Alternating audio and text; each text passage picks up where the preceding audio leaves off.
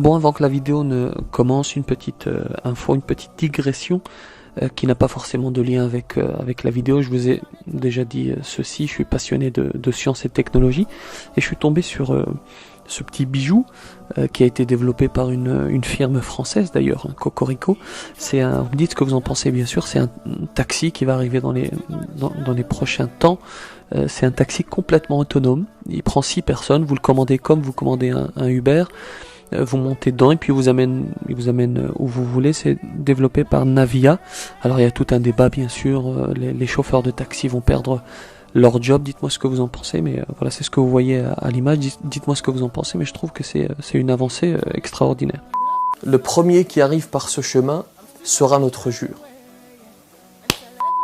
Notre jure. Notre jugement, je recommence. On dit souvent que le prophète, que la paix soit sur lui, est un barbare, qu'il est un sanguinaire. Je vais essayer au travers de cette vidéo de te prouver l'inverse. A tout de suite.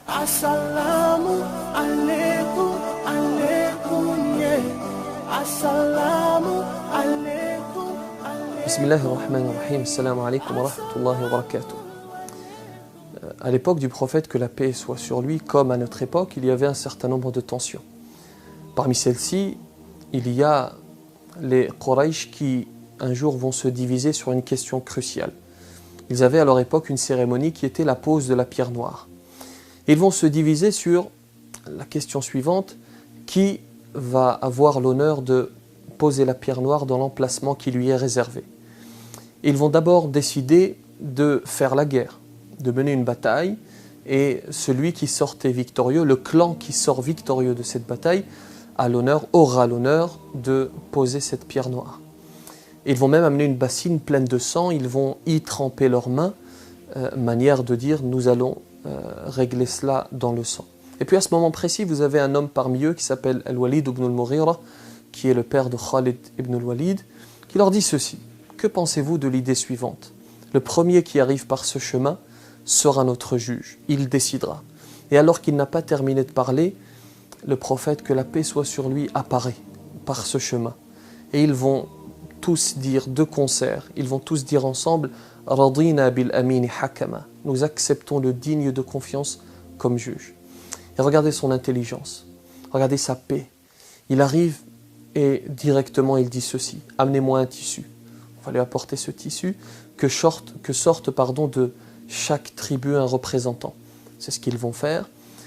Il va leur dire: je vais mettre la pierre noire au milieu de ce tissu. Il la met. Et il va leur dire que chacun d'entre vous, que chaque représentant de tribu se saisisse d'un côté du tissu. Et c'est ce qu'ils vont faire. Il va leur demander de lever le tissu, et puis il va récupérer la pierre noire et la placer dans l'endroit qui lui est réservé. Et par cela, par cette action, il va éviter une guerre qui aurait pu faire, une bataille qui aurait pu faire des dizaines de morts. Voilà ce qu'était, entre autres, bien sûr, le prophète, que la paix soit sur lui, un homme de paix, un homme de sérénité.